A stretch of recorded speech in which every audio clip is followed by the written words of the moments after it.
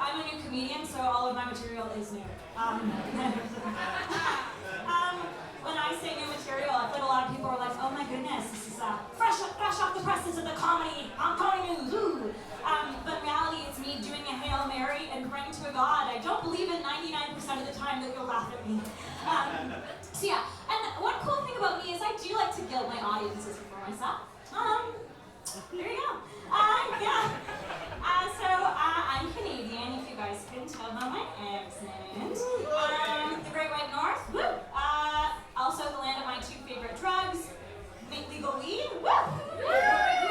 And maple syrup. Yeah. So I'm an actor. And a lot of people ask me, hey Ian, how's the acting going? And to that, I say, I'm here. I'm here. Acting has its ups and downs. For me, lots of downs. I try to look at it with the bright side. Half full, as they say. Paying for drama school, almost 20,000 pounds to learn how to play pretend. That's a tough pill to swallow.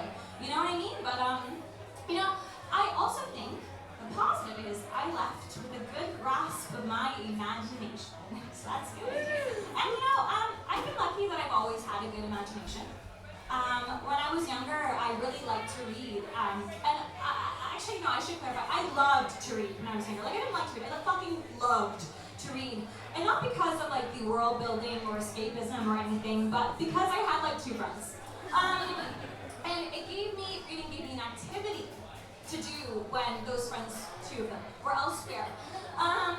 So it helped me out in a lot of situations. On the bus, for example, you know what I mean? I could read, try to be mysterious in the corner. And I know all the other kids in the bus were like, oh, she's not like other girls. She's got her nose in a book.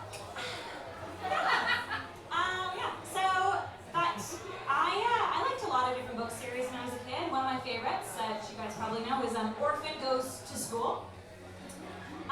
Harry Potter. My other favorite was Dyslexic Kid Goes to Summer Camp, which is Percy Jackson and the Olympians. I thought there'd be more gay people in, but that's okay. And another one, which was a fan favorite of mine, was 400-year-old man falls in love with teenage girl. Twilight. Yes, but my very, very, very favorite was The Hunger Games by Susan Collins. Now, yes, maybe some more gay people are in actually. Pipeline, huh? And if you guys aren't familiar with The Hunger Games, it's very simple. Not a serious, complex idea for a kid to read. Basically, a dystopian government controlled by the bourgeoisie makes kids fight to the death. Which is like an allegory for Marxism and class inequalities. So light reading for an 11-year-old. But I loved The Hunger Games. Loved it so much that it actually inspired me to become an author. Has anybody heard of fan fiction before? Yes. So if you are not familiar with fan fiction, in layman's terms, it is if the book had a sequel nobody asked for. So I'm going to read you guys some of mine. Yes.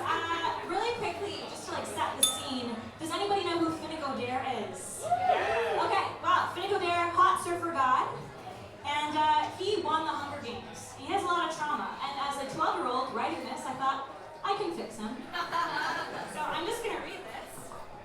Oh no, I didn't account for the situation. 1 second. Oh god. Hello. I'm going to read just a really quick bit of it.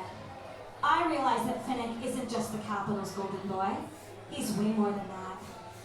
I thought of him as just a boy, but now I realize he's become a man. He's a man with scars, and not ones I can easily see. Scars in his heart. This is great. This is poetry for a 12-year-old, honestly. I'm just going to skip to the end. We dance under the moon, and with every step of our dancing, I feel my heart lighten.